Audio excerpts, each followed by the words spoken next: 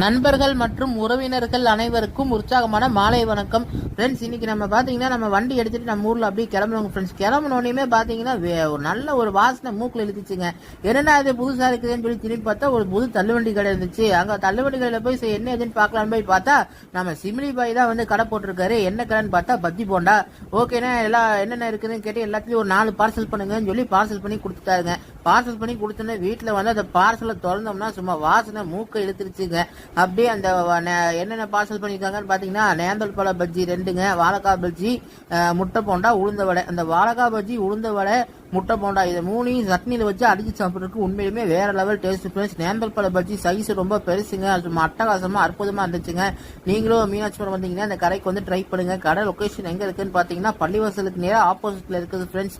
நீங்க வந்து இங்க டேஸ்ட் பார்த்துட்டு டேஸ்ட் எப்படி இருக்குங்கிறது கமெண்ட் பண்ணுங்க. கமெண்ட் பண்ணி வீடியோ பிடிச்சிருந்தா லைக் பண்ணுங்க, ஷேர் பண்ணுங்க, சப்ஸ்கிரைப் பண்ணுங்க.